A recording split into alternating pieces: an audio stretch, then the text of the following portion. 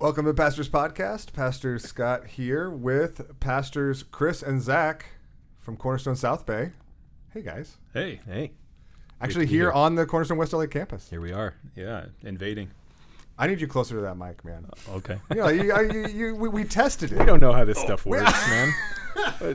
We tested it, and then you were like, all of a sudden you're like laid back. That's true.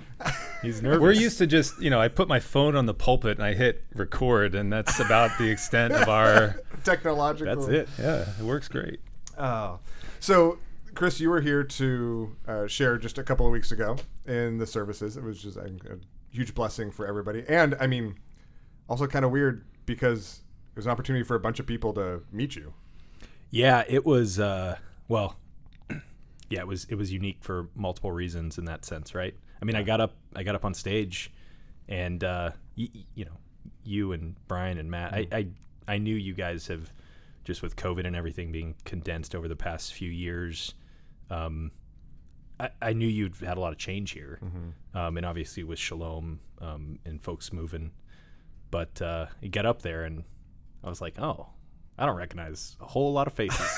Which is on the one hand really, really encouraging, and of course there were still plenty of folks who I loved seeing, and I know Shannon was really sad to not be here. I had a number of women come up and ask where Shannon was at, and promised her that she could come one Sunday. So I'm throwing that out there. But yeah, it was really encouraging just to see a number of new folks. Unfortunately, just I know with service times and kids running around and talking to various folks, I didn't get to meet a ton of people as I certainly wish I could have. But you can send them down our way and I'll meet them. There we go. For a longer period of time. Sounds good. So. We'll introduce you via the podcast that everyone listens to. The leading podcast. Yeah. Here. So I mean, it's been 3 years since you guys got sent. I mean, coming up on, right? So it's almost. Yeah, it's been. Was it the beginning of November? November of Thanksgiving, the Sunday before Thanksgiving, November 2019 was when we held our first worship service. We all had relocated down there over the summer of 2019. So depending on how you slice it, it's either been over 3 years or almost 3 years. Got it. Yep. Yeah. So over 3 years since you all had moved down there, and then just about 3 years since the last time we all worshipped together. Yep. And it's been quite an interesting few years. Yeah, you want to take that one to start, Zach? So I mean, we've talked about this a little bit, right? We've talked on. I mean, okay, the last time we talked on the podcast was maybe. When was that? It was 1 year. It was the 1 year when we came for our. We were coming up on our 1 year anniversary. Oh so my that gosh. would have been. Has it been that long? Yep. So it would have been November 2020. It is COVID time. Yeah. Okay, so we were still talking in the midst of it.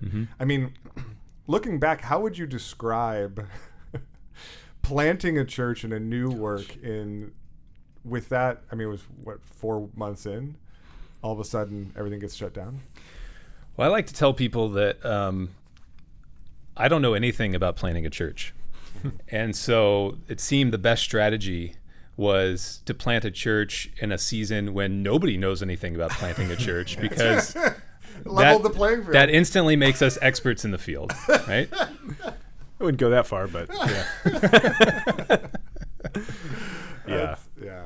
Zach was at a conference somewhat recently and like meeting all these other pastors, and you could see, like Zach was telling me, people, when they asked about the church, were like, oh yeah, we planted this church in November 2019, and you see people kind of think about it and they realize, like, oh, you're still a pastor here? Well, that's what, like, I don't want to just jump over that. Right. Like, the Lord's grace to sustain this new work that I think the vast majority of times, and probably the vast majority of other examples of this throughout the country, you start, COVID happens, and it's like, okay, well, we tried. Yep. Right? Like, just bad timing. Yep. But the Lord had a bigger plan. Yep. And was doing something else, doing something in the midst of you in the midst and really preparing both for what he had in store for that season and preparing for kind of this season now on the other side of that. I mean, how would you describe your sense of that in the moment? Or did you not have it at all? Was it kind of like, I guess we tried? Like, I mean, yeah. How did you walk through that? What was that like? I don't remember ever seriously thinking, do we need to shut this down? Right. But I definitely remember thinking, what are we doing and how much longer can we do it? And part of that was just the logistics of, we're here to reach a community and try to grow this church, and we can't because we can't engage the community in any way. And some of that was more, I guess, personal, spiritual insecurities of these poor people that came with us, you know, like going through this monumental time in world history, and you know, who do they have to try to shepherd them through us? They've got us, you know, and like, what do we know? We're trying to figure this out too. So there were definitely, I think for me anyway, it was I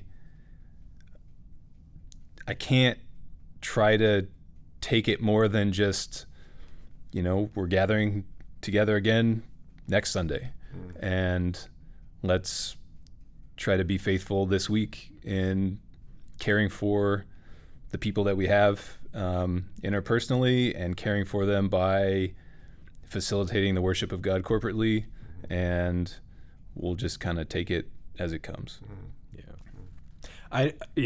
Zach and I never once talked about like shutting it down. Really? Yeah, nope. I mean, it never. I mean, in one sense, that doesn't surprise me, but Right. I think that would be. It doesn't. Ignorance is bliss. Well, no, I mean, it doesn't surprise me knowing you guys knowing our relationship. It doesn't surprise me personally, but I think that would surprise people. Yeah. Do you know what I mean? Yeah, Sure. and I don't. I mean, you know, now I'm kind of just recollecting to the best I can. Like, I don't know how much of that was the knowledge of kind of the safety net, so to speak, we had here, because all of our members were members here first, right? Yeah.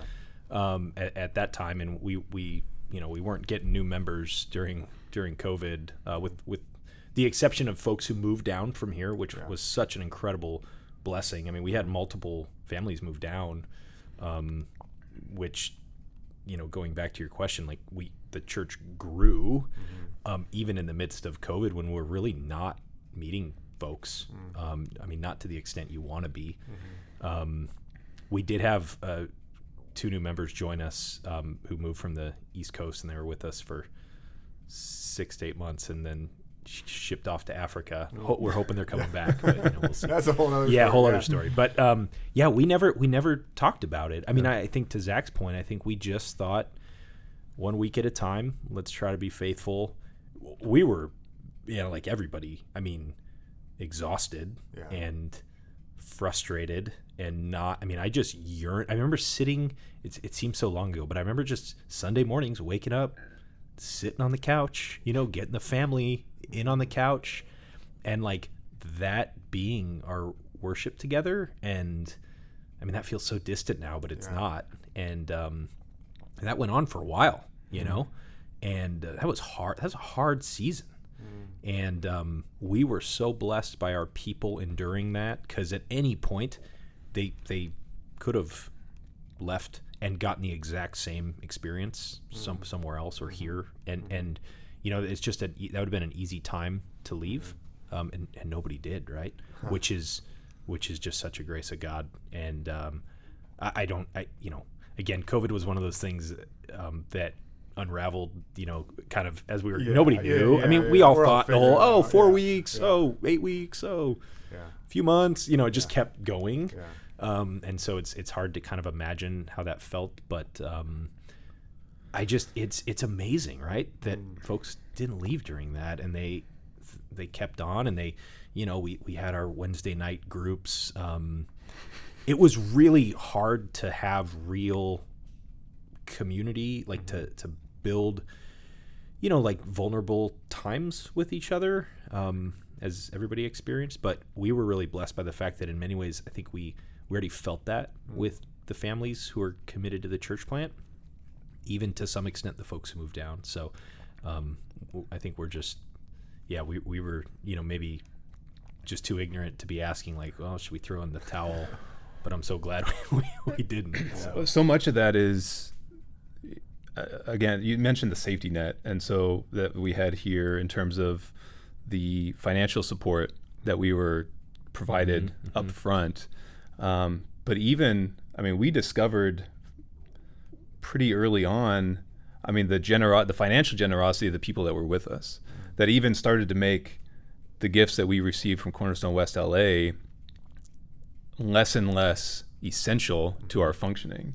And because of, I think, their financial giving, but also their continued investment, like Chris mentioned, of just showing up week after week, it never really became critical. Like there wasn't ever a Sunday where nobody showed up or, only a small number. Like we never saw numbers dwindling. And so I think the reason why we never really seriously entertained shutting it down was, well, everybody's still here. And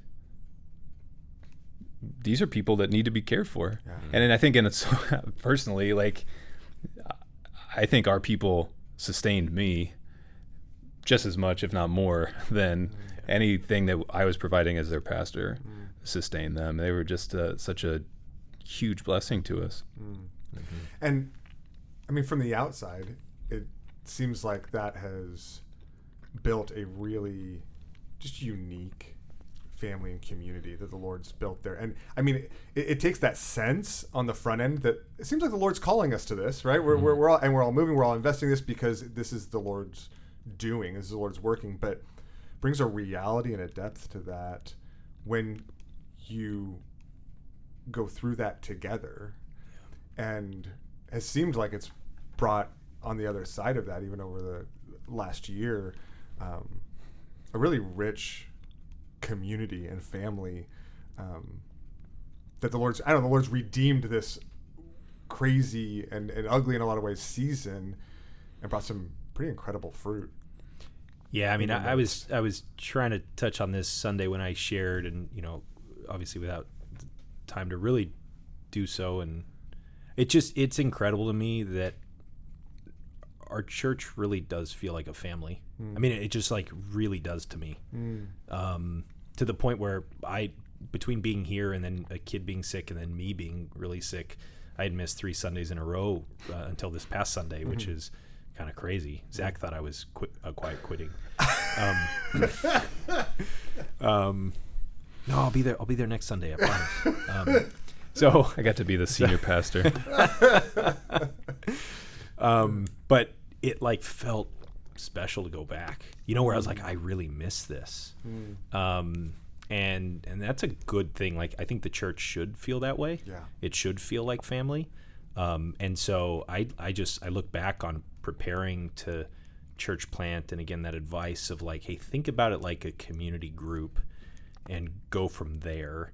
And it has felt like that season provided kind of a forced incubator in a sense of growing that community. And like Zach said, we're just so grateful for those folks kind of riding it out, and pray that they continue to. Yeah. Clearly we desire to grow and bring people in, that's why we got there, went there, not for the numbers, but for the sake of the kingdom growth. And but there's something to be said about inviting people into that, and there can be hard parts about that, but I really do. I think people are made for community in the image of God, and I think they're longing for that deeply. And people coming out of COVID are, I think, feeling that especially.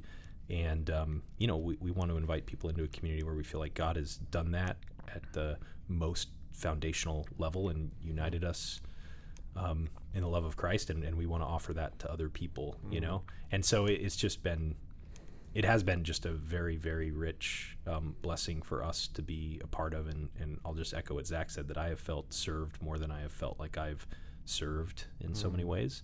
So what a blessing. Yeah. Okay, so we can focus. There's like all sorts of stories that come out of COVID in that season. But Sure. I'd love to hear at this point where you feel like the church is now. What have the last 6 months been like, and what's the Lord doing in this season? Kind of after having brought you through and produced some incredible fruit in that season, what's he doing in this season, and what have you seen even more recently? I think a couple things. You mentioned the last 6 months, so a big part of that is summer, right? And so one of the things we've gotten to experience for the first time as a church is, and especially as a small church, is how noticeable it is when our members are away. With people traveling and being gone, you get to a big place and you expect some of that, but there's still going to be a lot of people around. Whereas, being small as we are, we really feel when somebody's gone for, good reasons, happy, like normal reasons. But that's something I think for me that I really felt struck by that over the last few months was, oh man, I really notice and I miss having everybody all together. Having 90% of the church all together when it's 40%, just because everybody's got something scheduled, and we haven't really had opportunity to witness that before because nobody could go anywhere for our first couple of years, and so it's not just a numbers game. It's I think picking up on what Chris is saying, like that sense of community and being tied to each other, and like you can't just pull pieces out and not experience the lack of that. So that's sort of looking back, and I think that's a good thing. It maybe sounds negative, but I think just that recognition is a real positive. Thinking about like the church's family, that's not to say that the relationships are superficial or saccharine. I think families are complex, and the season introduced a level of complexity into our relationships that provides depth. It provides challenges, as it does in any family, but it provides a depth that, this isn't just something, it's not a social club, right? These are dynamic relationships that we're building with each other, that we're having new opportunities to sort of experience in all kinds of different ways. Yeah. But I think another is, I think we're all now finally at a spot where we're eager to turn outward and engage in the ways that we intended to when we first went down there and haven't been able to. And so now we get to, and we're trying to figure out, okay, what does that look like? How do we do that? Yeah. And we just had our second one. We've had 2 sort of family calendar meetings, one kind of at the beginning of the summer and one in the last couple of weeks, where we've been trying to look ahead and say, like, let's be serious about this, and commit to taking active, tangible steps to engage our community. How can we do that? What does that look like? Let's put some outreach events on the calendar. Let's put some, different community events that we want to be in, so that we can, try to just see who's here and let people know that we're here, and provide different forums for people to meet others and, see what sticks. And there's been it's been amazing actually to see like the number of people that have shown up to these meetings and have actually engaged and thrown around ideas and have raised their hand to say, hey, I'll commit to, sort of taking the lead on that, or, so we're in that. I think that's the season where we're in right now, is starting to do this. We've done a couple things. We've got something planned each month through the end of the year, and we've got some things that we're working on for the spring. And it's exciting and also a little scary because again, now it's like, oh, now we actually have to do it. Yeah. Yeah, it sounds like in a lot of ways the launching of the public, not public, but the outward orientation that in a sense, might be on a little bit of a different timeline than you originally was, but this is the purpose, right? This is the purpose for multiplying churches into communities. And I'm hopeful. How do I say this? When you start a new thing, there's a lot of enthusiasm and excitement that comes along with the new thing that I think provides a lot of initial momentum. We had that, and then we all spent it just trying to survive and get through. And so, in a lot of ways, I don't know that same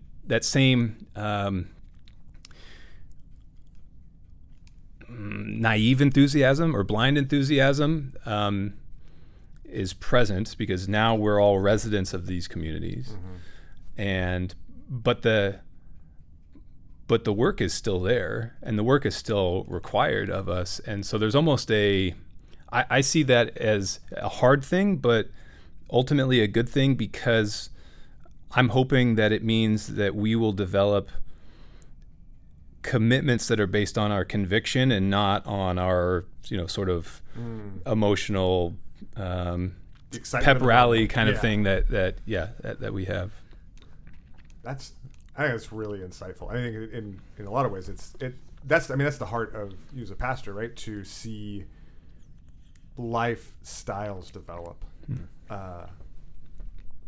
choices that aren't just a one-time excitement. Oh yeah, I can do that, but ways of living and sacrificing that are oriented towards the spread of the gospel in our communities. And it's really what an exciting moment in that sense, but with a deeper excitement than just like, oh, we're starting something, let's all go do something. But and again, also with the confidence that comes with being on the heels of seeing what God has done, both what He's preserved and the growth that He's produced over the last few years. Well, and I think, in line with that, Zach and I were talking about this a few weeks ago. Like, one of the things we really desire to see is just a deeper commitment to discipleship in community, right? And I don't mean this in any way as an indictment on our people, as if that hasn't been happening. But like, how do we ensure that our community is built around Jesus and growing in our love for Him and knowledge of Him, and not around a bunch of other good things that it very easily can be, right? Like, we can all get excited about a church plant and the community in and of itself, and yet, or even like Sunday mornings and like the event, and not Christ. And so that's our job as pastors, is to say, how do we ensure that like we're not just running on the fumes of the excitement or even the good things, but like that we're going deeper with Jesus and like making that our aim in our own personal lives, and therefore, outwardly in the lives of other people, and making sure that like that's the community people are getting invited into, And I've just felt a real pull on that in my own life of like, man, like what's driving me to keep doing this and to work hard at this. And I know so often it's just other things, like good things, but I'm trying to make sure I'm constantly returning to my first love and want that to be the case for the church, right? So, we looking back as a church in our community, we had two community groups, and we went through Gentle and Lowly together, which I know a lot of you guys, pastors here, have read, and it was just such a great book to like center us on the person of Jesus, and in even fresh and new ways that a lot of us just haven't thought of. I think coming out of COVID and making sure we wanted to focus on Christ and make our people want our people to do that and do it together and try to shepherd people through that. But I just want that to consistently and constantly be the aim of everything, And gosh, that's so encouraging, and I think even convicting to me. I think as we all get exposed when we consider the other things that might be driving us, other than that captivation with Christ, that when that's what's driving us, all of a sudden everything else falls. it falls into it's where place. it's supposed to be. Yeah, exactly. And our purpose in our places, our purpose in our community becomes clear. We don't have to fight for it. Yeah. Right, because it becomes clear. Okay, so I want to ask about you even just a couple of weeks ago when you were talking about prayer requests, asked about just to be praying for your location. And I know you've been, for a lot of this time, have been meeting in homes and backyards and driveways and all sorts of different places for the last 6. How long have you been in the hotel? A year now. Just a a little over a year. Yeah. Okay, so you've been in the hotel for a year, which has been great, and it was an awesome answer to prayer. But I also know, like, you just feel like it isn't quite sustainable long term. How's that search going? Where are things at? Yeah, so actually, just this morning, I came here from a meeting with the leadership team at a small local church in our area, talking with them about the possibility of us renting their facility for our weekly worship, and they are very excited about that and very enthusiastic about it. And there's some formal steps that their church needs to take as part of their processes, but it looks like they're going to be extending us an invitation to meet if we want to at their place on Sunday evenings. And then I actually have a meeting tomorrow with the pastor of another church who likewise is very enthusiastic and excited about trying to support us and help us grow and join with them to try to engage our community. And looks like they may have some space for us that we could use on Sunday mornings as well. So still waiting for that formal invitation as well, but it appears that we have 2 legitimate long-term options in front of us that we would be able to take. We're currently scheduled to be at the hotel through the end of this month, and then it looks like we'll be able to roll into one of those 2 options as we figure out which one we think is going to be best for us. So it's been a year and a half that we've been engaged in a search for a longer-term home, one that was not just financially sustainable, but one that would allow us to grow numerically as well. It's been pretty frustrating. And so these 2 have really shown up just in the last month. And aside from the answer to prayer of giving us a space, I think what is more overwhelmingly encouraging is the perspective of the 2 pastors and their churches that they've expressed to us of they see us as partners in the gospel to reach the community. And neither of them have expressed any sort of hesitancy on what is this going to mean for our church? How is this going to somehow diminish their church bodies? They've only really been focused on what does this mean for the capital C church in Hawthorne, Lawndale, Gardena, and how we can partner together for the sake of the souls in our neighborhoods.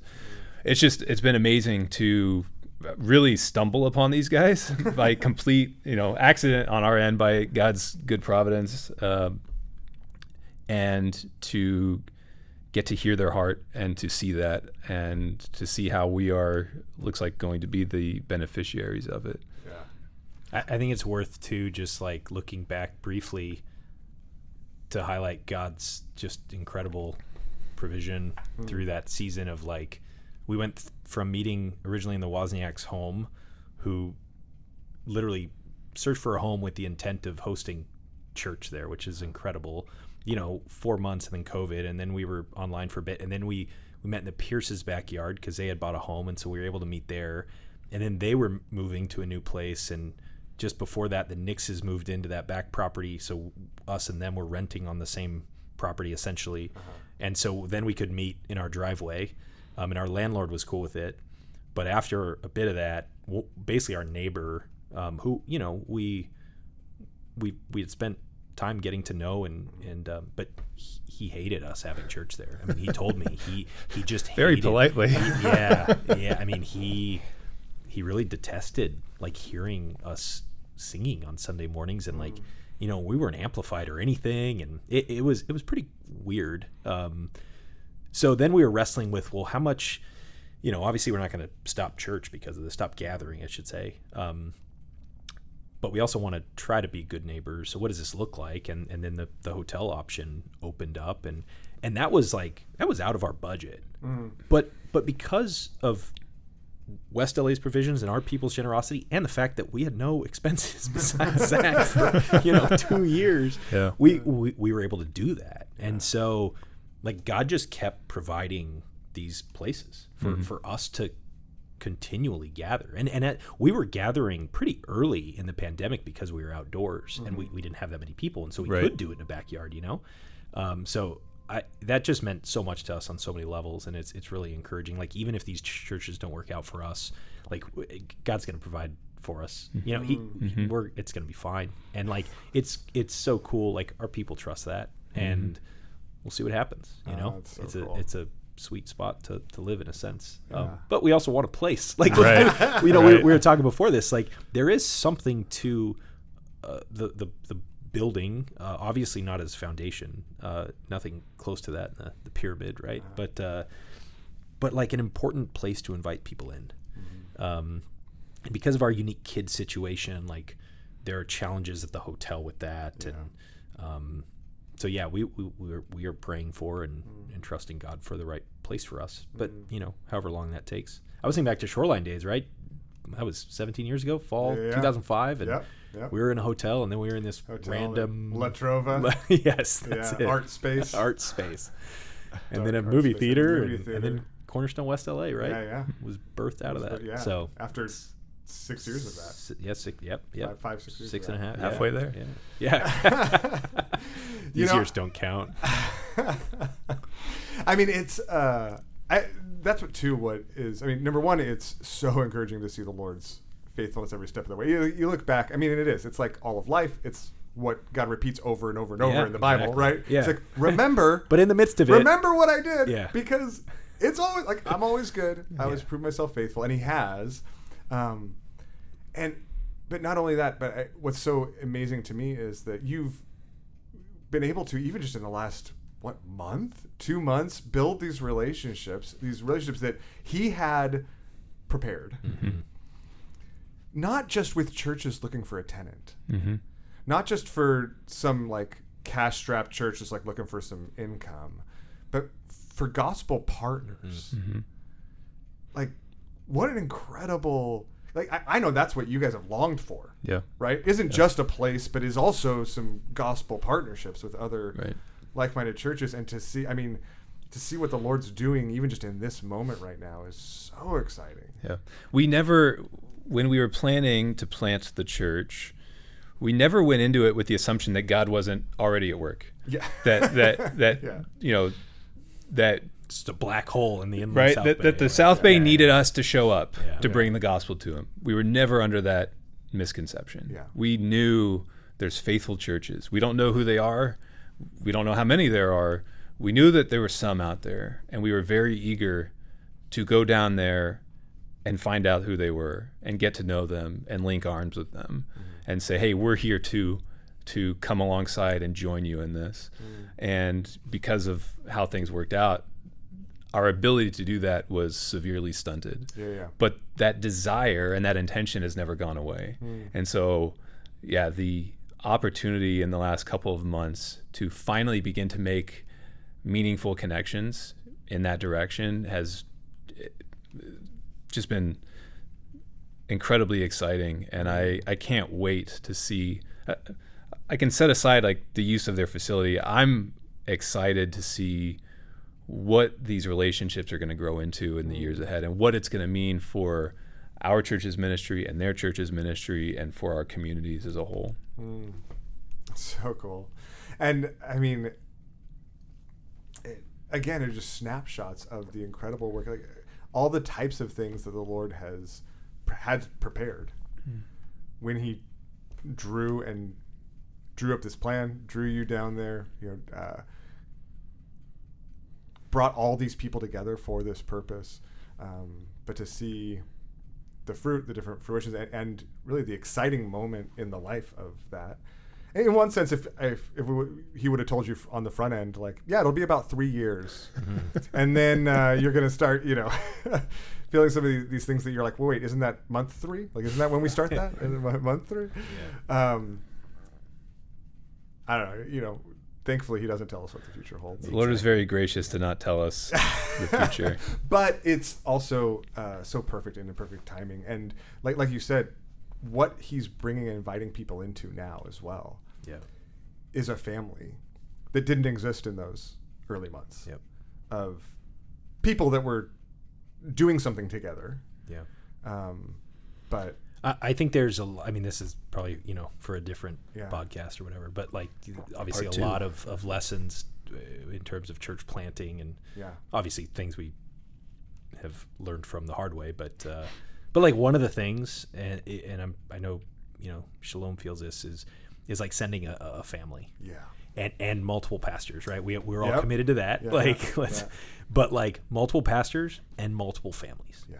Because you want to send that community. The idea of sending even a couple families to me is like I would, I'm sure there are exceptions, but generally would counsel against that. I think you want to send a significant family of believers who can already be that community there for the sake of caring for one another and the sake of inviting people in that then you can care for and bear the burdens of collectively, and so again, we were just so blessed by getting that. And I know like we all wanted that, when we were planning to go out. But to actually have it and again, there were different stages along the way and people moved down during COVID and,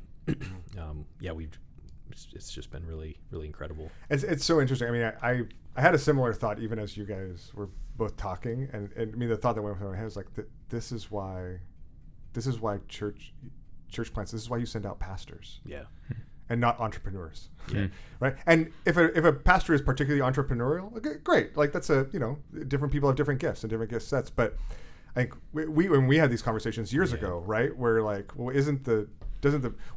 if you want to try to start an attempted church, sure, start an entrepreneur and see what happens. See, and the Lord works through that. And I think that's sometimes in certain soil what he might do. But to establish a church requires family, requires pastors. And I can't imagine a entrepreneurial attempts don't last the last 2 years. Well, we wouldn't be here. Exactly. No. They don't. Like family does. Yeah. Somebody would have pulled the plug on the entrepreneurial aspect years ago. But you're right. No. Like we're committed and convicted of that reality, and that's kept us going. Yeah. Mm-hmm. And it's not the numbers of, it's like, hey, we believe God is doing a work here. Yeah. Among the 40-ish people, kids included, and so it's worth it. Like we said earlier, like there's no question. And God builds His church from that. Yeah, exactly. Sustainable and long term way. I mean, it's just incredible. Yeah, exactly. I mean, I've told myself, and again, not to, not that we don't want to reach other people, but I've told myself, like if I'm called to pastor here for the long term, and it ends up being this body of 40-ish people for a lifetime, like that's not not valuable. Like that is valuable. Yeah. That's kingdom work, and I'm committed to that. If that is in fact what we are called to, and that might raise evaluation questions and things like that. But like if we're seeking to do God's work, then we have to be committed to serving His people and the way He brings them in and calls us to. So Well, I'm so encouraged. I mean, it's part of why I think it's really important to me increasingly around here. I mean, and it's also been 3 years. People are like, how's the South Bay church plant? Yeah. I'm like, they're not a church plant. It's not a church plant. It's not a church plant. No. It's a church. That's right. Right? It's Cornerstone South Bay. This is, and and why I think even now, I mean, and we've had these conversations. I think it's part of the nature of even our relationships together too. Like, see you not as a church plant or like a daughter, but as sister churches, as co-laborers together. It's incredible work, and I feel just both incredibly privileged and have also been. I mean, you know, we've had conversations over the last 3 years where I've been affirmed, challenged, encouraged by what the Lord's doing there, what He's doing in your hearts, even as He's strengthening His church here as we continue to partner and grow together in this incredible. It's a part of what has set a example for Shalom, and part of why Shalom, why the Lord's doing, how the Lord's doing what He's doing through there is through that incredible work and your guys' faithfulness and the faithfulness of the Lord to that entire community through this. It just reverberates through all of our bodies, and so I'm so thankful for it. Thankful for that. Thankful for you guys. I mean, and I'll say I know Zach and I still, I think, rightly feel pastored by you guys, you know, and that's such an important thing, because like we're you know, we went down there and, safe to say, learning to pastor in new conditions, and so it's like and learning to pastor one another, and so it's been a sweet blessing to stay connected, and we can't see doing it any other way, you know. It's been very affirming in that sense. So. I actually got a chance this morning as I was meeting with the leadership of this other church, trying to explain the relationship between us and Cornerstone West LA, and they, you know, it was awesome for me. Like I just loved getting to do it, and because you could see it on their faces. They were trying to make sense of it, you know, like they were just, it was so foreign what I was trying to describe to them, foreign to them, but just, a real blessing to us, and such a sweet, I think, example of what it looks like for churches to partner together and support each other. And we're, super thankful for it. Cool. Well, thank you guys so much. Thanks for the time. Thanks for sharing this. I mean, sure. This is all that stuff we've talked about. It was, yeah. But I wanted to thank you for carving out the time to bless our church community, the growing church community, both in people that have been pastored by you both, and are just, I know, blessed anytime they get to hear from you, but also for all those new people who don't really know either of you yet, and have an opportunity to get introduced to what the Lord's doing there, and to this part of our church family, this kind of extended family nature of our church family. I'm going to put you on the spot. I was going to say, I don't mean to put you on the spot. I'm going to put you on the spot. But any thoughts or encouragements 3 years down the road, looking back, also knowing where our church is at, and with the new people that have come, any encouragements or reminders for Cornerstone West LA, as you think about us as your brothers and sisters, as pastors that I know love our people dearly too. Any last encouragements or reminders you'd love to leave them with?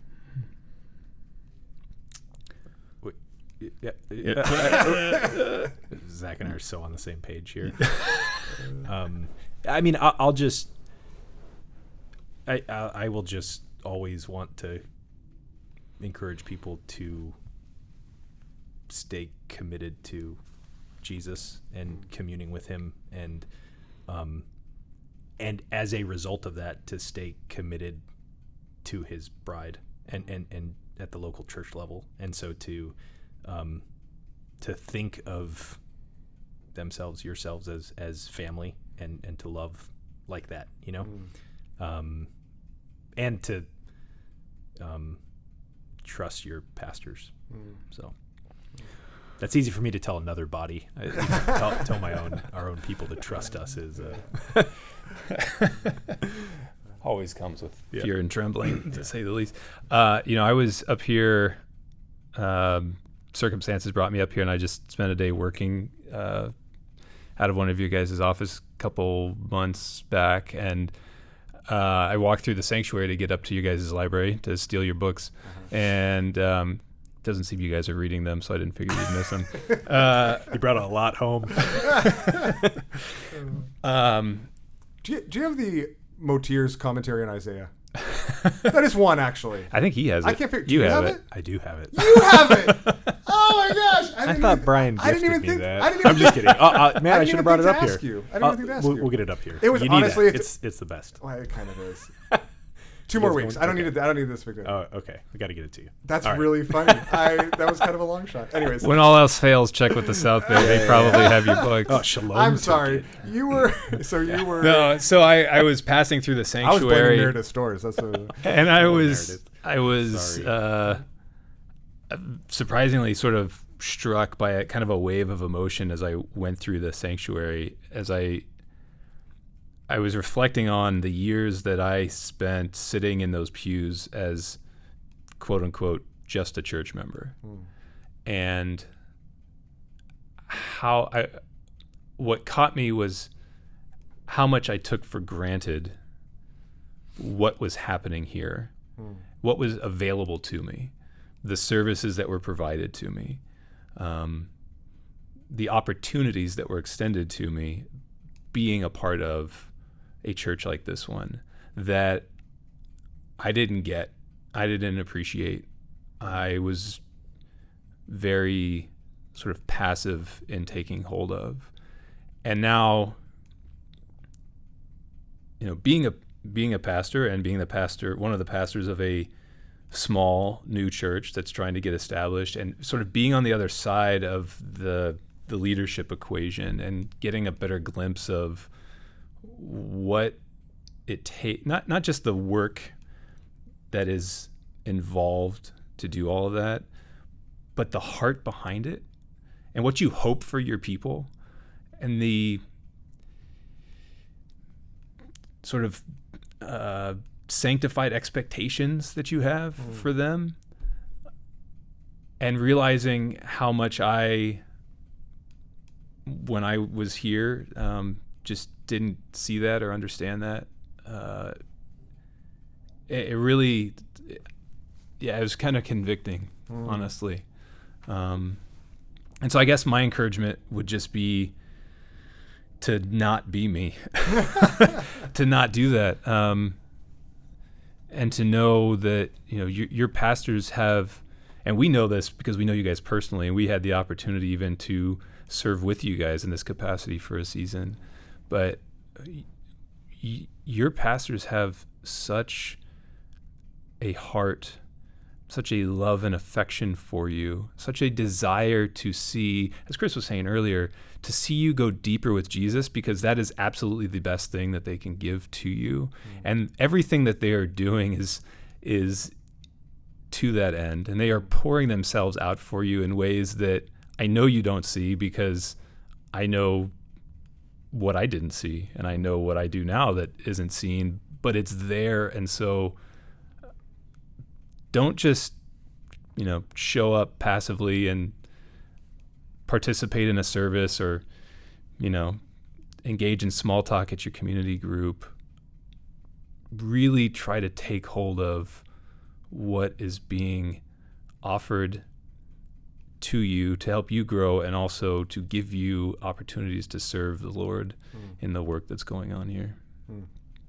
I appreciate that. I appreciate that encouragement, and it's a blessing. It's a blessing to hear. It's humbling. It's also really affirming. And it's affirming both I know my heart, but also I think what I see around me in what the Lord is building here, and all the people I'm involved in, what He's brought together here. So I really appreciate that. And I'm just so thankful. I love getting to hang out with you guys in any context, even if it's with microphones in front of our faces. Good thing they're not always in front of our faces. Yeah, there's more like casual, enjoyable ways to hang out, but I'll take what I can get, and love to get to do this. And also, even as you were saying, I think similarly, the affection I feel for you is also in a way representative of all of Cornerstone South Bay. I think just the entire church family there that I love so dearly. So many good friends, so many people that I care deeply about, and couldn't be more excited for where they're at, for the fact that they have the opportunity to be pastored by you guys and to be a part of this incredible moment in this incredible work that the Lord's doing. So excited for that. Glory to him for Amen. all that he's doing, and excited for what lies ahead. So we might need to, I don't know, tag on a little, and I'll have you like record a tiny little update on where you actually land location wise, since by the time this gets released, Maybe. you know, I don't know, you may all be settled. Yeah. But Lord willing. yeah, we'll be praying for that. Be praying for you. Be praying for the church, and particularly for this Yeah. season. Thank you. Thank you. So Yeah, it's great. and thank you all for listening. We love you, as we know you know, and we'll see you on Sunday.